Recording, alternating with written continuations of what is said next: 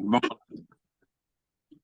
então, nós temos visto no shiur anterior, se alguém se lembra, como que realmente, quando você confia na Hashem, tem o sossego, na verdade, certo? Temos visto isso.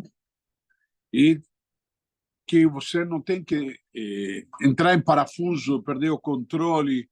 Lembra? Falamos na aula anterior. O prejuízo da pessoa perder o controle, ela se descontrolar.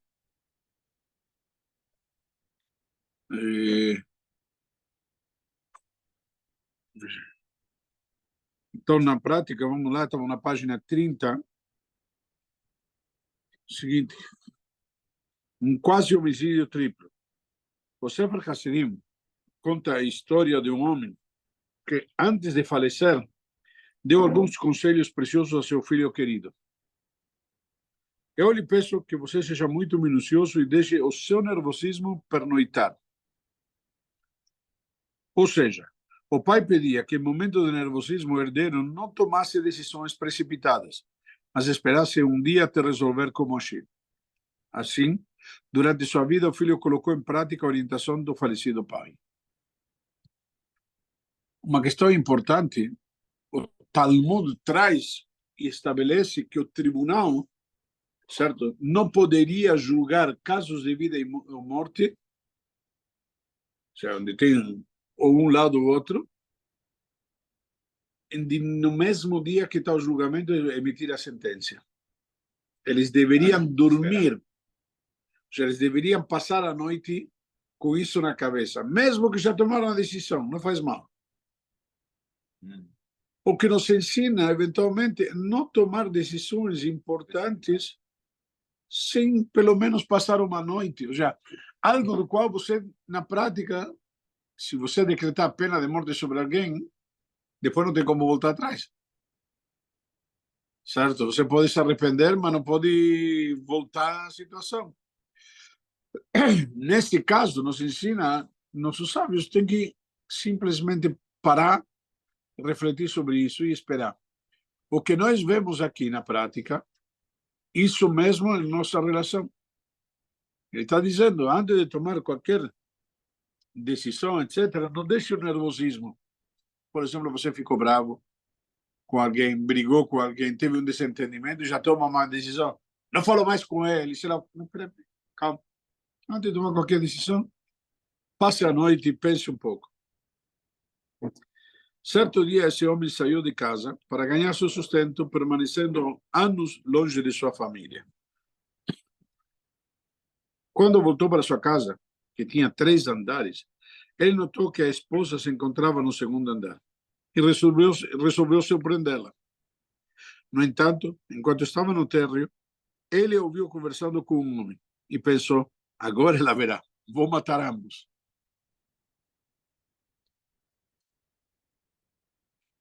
Só que ele se lembrou da promessa que havia feito ao seu pai e resolveu se segurar. Assim, ele deu meia volta e esperou uma noite para, então, reencontrar sua esposa. Quando retornou no dia seguinte, ela ouviu dizer, ai, seu pai foi embora há tantos anos. Tenho certeza de que ele ficaria muito feliz em saber que me deixou grávida e que tivemos um rapaz tão elegante quanto você. Deu para entender a história? Então faz tempo que ele não vê. Sim. Entendeu? É o que está falando, que muitos anos ele ficou longe de casa. Então, ele pensa que as mulheres, a primeiro pensamento, certo? Que a mulher estava sendo infiel. Na prática, porque ele não tinha filhos. De repente, ele não sabia sequer que a esposa teve um filho. Imediatamente ele se deu conta do erro de julgamento que teve em relação à esposa. E disse, se eu não tivesse ouvido o conselho de meu pai, talvez tivesse assassinado 3 pessoas. Minha esposa, meu próprio filho, e ao ver meu erro, teria tirado minha própria vida. Ou seja, na prática, a gente tem que ter, o que está falando aqui, não somente de questão de fé e confiança na Hashem, mas que não podemos nos descontrolar. A pessoa não deve perder a calma. Primeiro que nada, não resolve nada. Isso acontece muitas vezes, hoje em dia, Qual é o caso mais popular? A pessoa que não encontra o celular. Ele não encontra o celular, entra em desespero. Antigamente era a chave do carro, hoje em dia o celular passou disparado na frente. Mas o que está nos ensinando de fato? Que a gente tem que saber manter o controle, a gente tem que saber que com desespero, com descontrole, com nervosismo, você não resolve nada, de fato. E isso, Rabino, afeta Sim. a saúde também. Eu vou até dar um exemplo meu pessoal. Uma vez eu estava resolvendo coisa, estava com uma série de problemas. E aí eu fui fazer exames, né? E eu conhecia a pessoa, né, de saúde, minha área, estava na Inglaterra ainda. Aí deu um pouquinho de pressão alta. Aí ela falou assim, Arthur, a gente te conhece, sabe? Espera um pouco, vamos parar um pouco. Respira, fica calmo, vamos fazer esse exame. Aí eu parei, respirei, ficou o exame normal. Então, assim, você viu? Então, quanto a nossa mente, o nosso estado mental, ele também influi na nossa saúde. E, muitas vezes, a pessoa pode até ter um infarto por causa de uma questão emocional muito Sim. forte. Gastrite. Né? Exato. Então, é totalmente relacionado essa parte. Sim, sem dúvida nenhuma. Sem dúvida nenhuma. Ou seja, tem, além do psicossomático, Sim, exato. entendeu? A gente tem uma realidade. Nós somos um corpo, alma, tudo um só. E não existe a pessoa dizer, por exemplo, aquela utopia, eu sempre costumo falar quando se trata de casamento, o marido, qual o segredo da felicidade? Quando chega em casa tem que ter um pendurinho do lado de fora. Para quem pendura lá, sacola com os problemas e entra em casa sem os problemas. Isso é uma utopia. Porque se os problemas te afetaram ao ponto que você trouxe eles até em casa, você não consegue deixar do lado de fora. Então, você tem que saber, eventualmente, falar para tua esposa, olha, tive um dia difícil, hoje estou um pouco susceptível, para não dizer outra palavra, então tenha a consideração que talvez possa vir a reagir não da forma mais correspondente ou certa ou devida. Acabou. Entendeu? Mas não adianta, porque isso nos afeta. Simples, você fica alterado por isso. Então, só que você tem que ter controle. Você tem que saber se ter autocontrole, eventualmente, para não dessa maneira, não conseguir. E não somente isso, já. Às vezes acontece, perdemos uma documentação, perdemos algo importante, justo, obviamente, quando você percebe isso na hora que precisa. Ninguém procura algo quando não precisa. E geralmente quando não precisa, não encontra. O problema é quando ele precisa que não encontra. Mas qual é a questão? Que você, com descontrole, você não resolve nada. Bem pelo contrário, pode trazer consequências muito desagradáveis. Agora, Rabino, tem um meio termo, porque a pessoa também que varre tudo debaixo do tapete, chega uma hora que ela vai... Bom comentário. Gastrite, Calma. Bom comentário. Calma, então vamos entender. Você fez uma pergunta muito boa. O que acontece com quem varre tudo debaixo do tapete? Joga sujeira embaixo do tapete.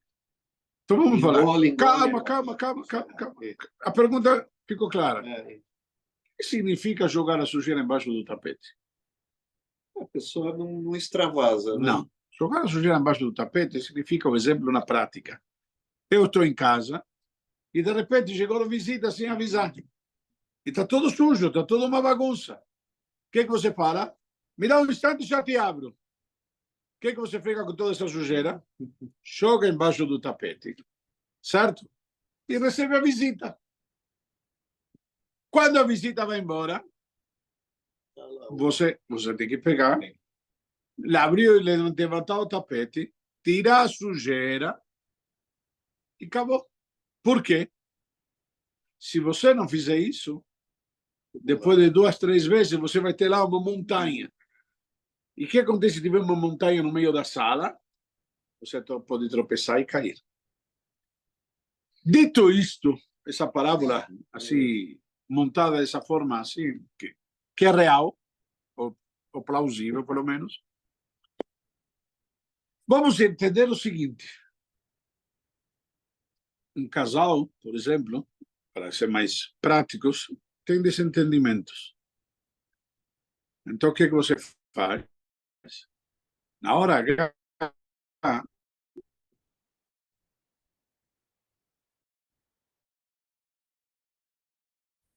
você atrás, ele está bravo, está nervoso. Ou seja, joga para baixo do tapete.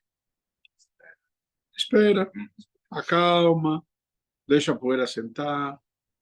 Depois de 1, 2, 3, 4 dias, quando a visita foi embora, entre aspas, você levanta o tapete e tira. Eu chamo a esposa e falo, querida, ou chama o filho, chama o sócio, chama o vizinho, quem for. Olha, nós tivemos esse desentendimento. Você limpa essa sujeira, não deixa ela acumular. Porque na próxima vez virá um obstáculo. Então, se você tem a maturidade de ir resolver e esclarecer, então não temos perigo nenhum. Primeiro. Segundo. Bom dia, querida. Segundo, e isso é importantíssimo, pode vir alguém e me dizer, alegar, e é normal e comum que aconteça, depois de 2, 3 dias já está, acabou, já ninguém se lembra disso, vai voltar sobre aquilo, vamos voltar sobre isso novamente. Só que acontece, a sujeira está lá no tapete, a sujeira está lá. Se você não voltar, na próxima vez vai virar um obstáculo. Se você volta e esclarece com calma, isso você pode resolver, pode limpar, e aí não tem mais problemas. O que acontece? Entra um pouco de orgulho, entra um pouco de vaidade, entra um pouco de amor próprio, mas foi embora a sensatez, o bom senso. E isso, muitas vezes, é uma armadilha, desculpa a expressão, uma armadilha do amor. Por quê? Você sabe que eu gosto de você. Acabou, sabe? Só que você sabe que eu gosto de você, não é suficiente. Costumo dizer, quando dou aula para os casais, que qual a melhor parte de uma briga? Melhor. Conciliação. A reconciliação. Certo? É a melhor parte da briga. Por quê? Por que é a melhor parte da briga? Vamos analisar. Por que a melhor parte? Prova que era uma coisa não. pontual. Não interessa ser pontual ou que prova que o amor foi mais forte. Sim. Venceu a harmonia, o amor, o que temos em comum perante as diferenças. Mas as diferenças estão lá. E devem ser que, por isso que diz, limar as asperezas. A gente tem que tentar polir tudo aquilo que está raspando. Então, se você... Por isso digo a armadilha do amor. Porque na hora, eu gosto de você, acabou, mas a sujeira está embaixo do tapete. Você não resolveu? Então, da próxima vez vai ser pior ainda. Então, vem aqui, nos ensina, nossos sábios, espera aí. Você volta e você conversa depois. Você vai, esclarece e passa limpo. Tira a sujeira debaixo do tapete. O tapete é ótimo para disfarçar a sujeira na hora. Chegou a visita, temos a hora crise, jogamos debaixo do tapete, acabou. Mas depois tem que ter a maturidade para quê? Para vir, levantar o tapete, limpar e aí esclarecer as coisas. E continuar. Exatamente. Mas exatamente isso. E aí o relacionamento se torna muito mais maduro e muito mais apurado. É isso daqui, um conceito fundamental que a gente tem que saber quando a gente, quando a gente trata, principalmente com outras pessoas. Posso ter um desentendimento com o Arthur, como ele diz, por conta de pressão, por conta do que for. Calma, agora não. Na hora do nervosismo, não vou discutir isso. Porque o que aconteceu no nervosismo? Mas o que aconteceu? Vamos entender racionalmente. O que aconteceu? Cada um tinha um pensamento diferente. Certo, isso é óbvio, mas... Cada um está com a razão e não quer... Não, nenhum dos dois está com a razão. Está com a emoção. Sim, mas cada um... Não entendeu? Não entendeu? Mas nenhum está com a razão. Está com a emoção. Na hora do nervosismo, a razão foi embora. Por isso que a gente fala em português, quem fala o que não deve, óbvio que não quer, porque na prática perderam a razão. E justamente entrou num lado onde vaidade, orgulho, sabe, amor próprio, e a razão foi embora. Por isso a razão, por esse motivo que você deve. Depois, quando está com calma, a visita foi embora, agora acabou, a situação mudou. Agora sim, vamos levantar o tapete e limpar a sujeira. Vamos esclarecer a situação. Racionalmente. Porque no outro momento estávamos emocionalmente. Emocionalmente você... O que acontece com a emoção? A emoção é quente, o sangue ferve. Quando você está racionalmente, mais frio, mais calmo, sossegado. O sangue ferve por sim, mas imagina uma jarra de leite em cima do fogo. O que acontece quando esquenta o leite? Certo? Faz uma meleca. Agora, se está frio, não tem problema. Não temos consequências desagradáveis. Não temos consequências desagradáveis. Hoje não pode ser discutido em quente. Essa situação. Não podemos analisar isso em quente. Só estou dizendo como que muitas vezes a gente é preso disso. Tem um caso, posso mencionar, um casal. Esses dias estava conversando e lembrei de um outro caso, justamente. Um casal que estava discutindo por conta, não deles. E eu lembrei de um outro casal que casaram há vários anos e deu uma discussão na hora H. E queria mandar tudo pelos ares, os pais do noivo, os pais da noiva, todo mundo. Eu peguei o noivo e peguei a noiva, dois de lados separados. Eu lembro como hoje. Falei, você gosta dela? E perguntei para ela, você gosta dele? Vocês querem casar? Mandar o resto do mundo descansar e vocês toquem a vida para frente. Nos dias subsequentes, eu fui procurado pelos pais do noivo ou pelos pais da noiva. Não pode ser, envergonhar o meu mãe, envergonhar o meu pai, será o quê? Cada um estava, sabe, a honra de todo mundo era o mais importante. A felicidade do casal não contava. Estão casados, têm filhos, etc. Por quê? Porque não deixamos prevalecer o descontrole, o emocional. O emocional era que estava com problema na hora. Não é que os pais não gostavam da menina ou não gostavam do menino. É emocional. É minha honra. Mexeram com minha mãe, envergonharam, sabe? Tá bom, sim, envergonharam. Acabou, já foi. Engole um pouquinho a pílula do orgulho e acabou. Baruch Hashem, já passaram vários anos. Esse casal está casado, pelo que eu vi, feliz, tem filhos, graças a Deus. E os pais que eram contra, hoje em dia estão orgulhosos dos netos. Baruch Hashem. É um fato. E eu me lembro dessa história muito bem porque, lamentavelmente, essa história se repite com frequência.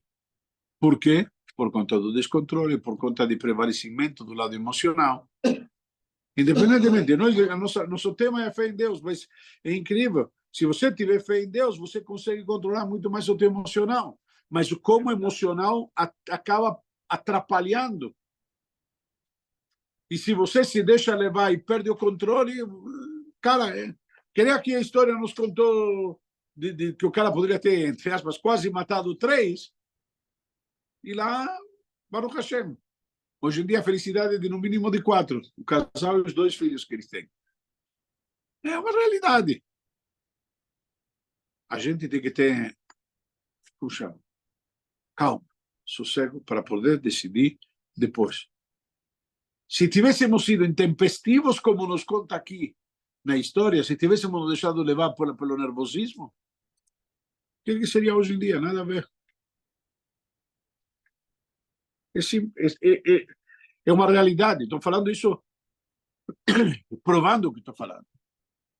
Obviamente que não existe, como eu ia saber? Eu não tinha como saber, não é que eu sou profeta. Essa pergunta foi óbvia.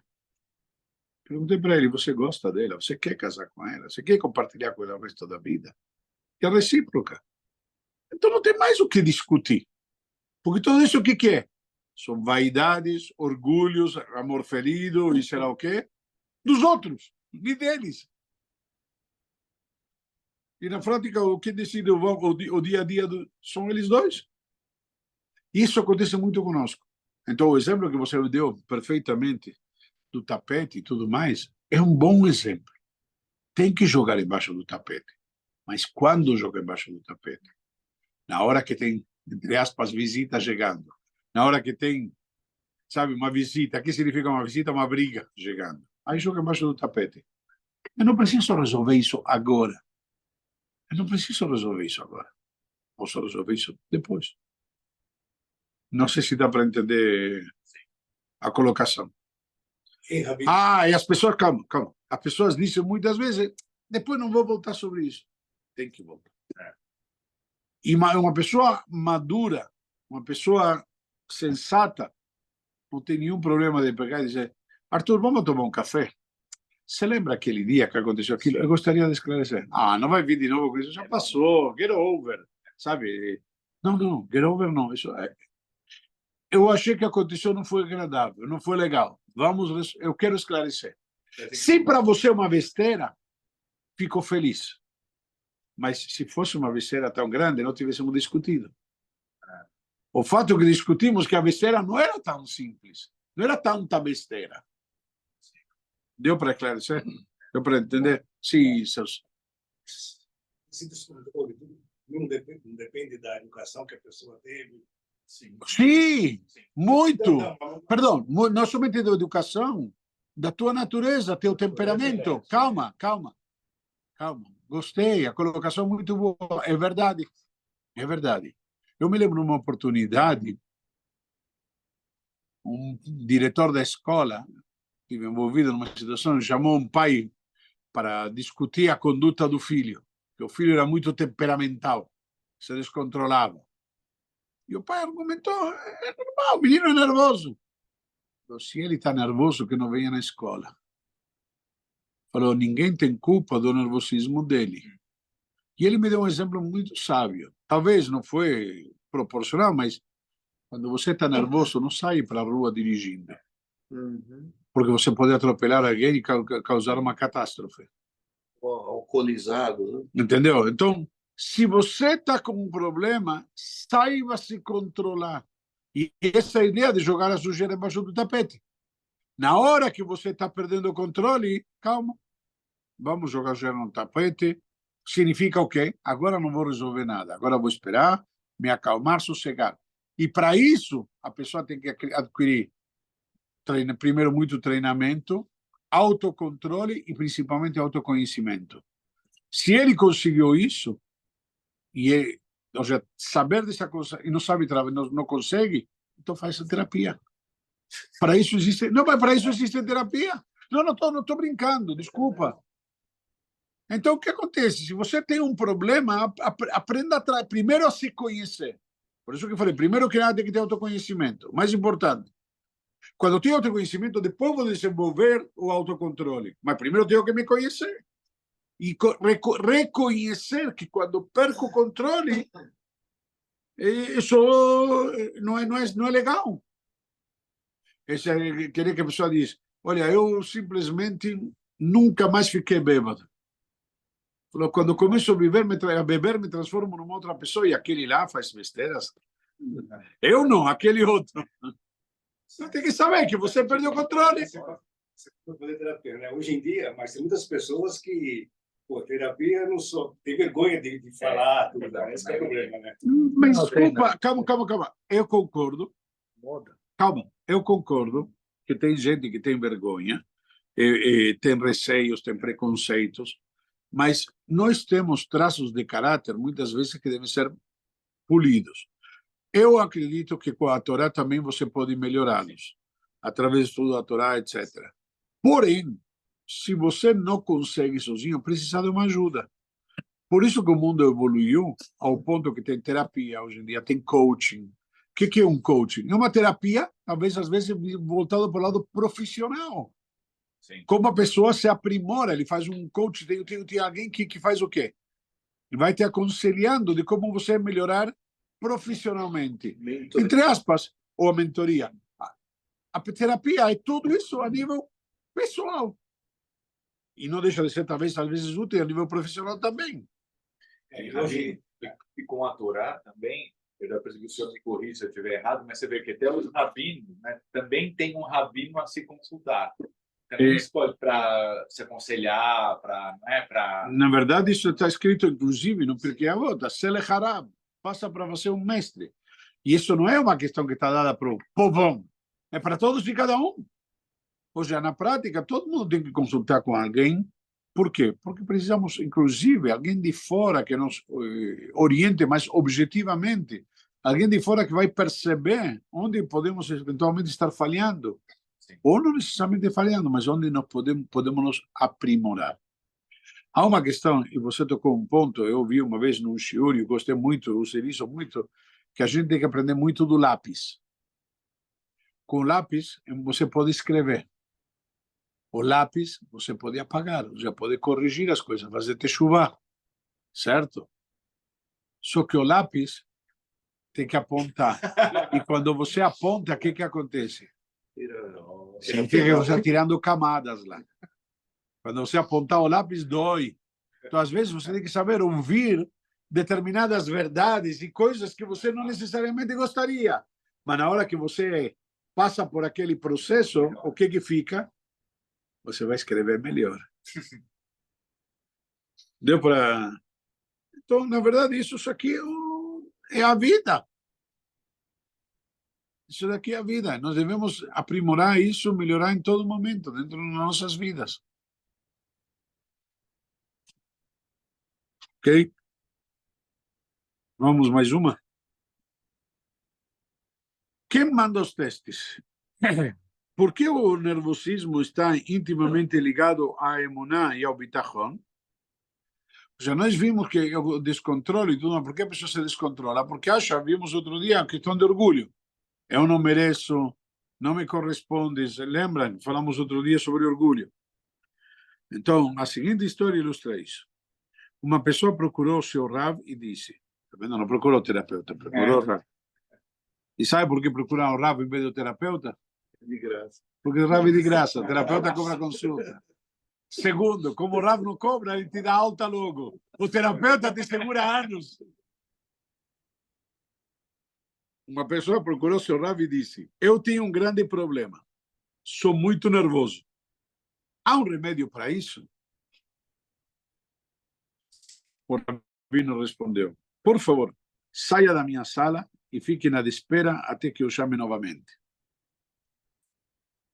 Intrigado, o homem obedeceu. Depois o Rav chamou seu secretário até sua sala e, deixando a porta entreaberta para que o homem ouvisse, disse, secretário, por favor, há um homem na sala ao lado. Faça de tudo para que ele perca o controle e se enerve. Deu para entender? Ou seja, Testando. não, ele não está testando. Ele fez de propósito. Ele mandou deixar a porta aberta para que o outro pudesse ouvir. Tá bom. Ouvir que estão testando ele. Deu para entender a situação? Então, a deixar a sala, o secretário voltou-se para o homem e falou, por favor, poderia fechar a janela para mim? O senhor obedeceu. Segundos depois, o secretário pediu, pode abrir a janela, por favor? Assim ele o fez. Em seguida, o secretário se serviu de uma xícara de café, sentou-se ao lado do homem e, sem querer, derrubou café sobre ele. Café quente. Entretanto, o senhor não cedeu, mantendo-se impassível. Depois de um tempo, o Rav chamou à sua sala e perguntou, meu secretário lhe fez milhões de coisas que você não retrucou. Por quê? O homem explicou, Rav, eu vou lhe dar um conselho. Quando for falar com seu secretário, deixe a porta fechada. Porque ouvi o senhor dizendo para ele para me provocar. Então, como eu sabia que ele estava querendo me provocar, então eu o que eu fiz? Me controlei, não entrei no jogo dele. Sim ou não? Eu sabia que ele estava cumprindo ordens e pensei, não vou cair nesse. Eu disse, ouve aqui, Celso. Por favor, ouça suas palavras. Quem é que lhe manda todos os testes? Se você souber que tudo vem de Akadosh Baruch Hu, Ou seja, você sabe que tudo vem de Deus. Não terá motivos para se enervar. Você deveria agir da mesma maneira, da mesma forma que eu fiz agora. Ou seja, você não pode perder o controle. Ah, perdeu o controle. Eu sou assim. Não seja. É simples. Ok? Então, o teu Yetzer Hara está te testando, está te provando, está te provocando. Não cai nessa. Ah, quando eu sabia que ele falou, Rabino, eu vi que o senhor mandou ele me provocar. Não vou cair nessa. Certo? É a mesma coisa. Decida, não vou cair nessa. Deu para entender bem? Parar por aqui.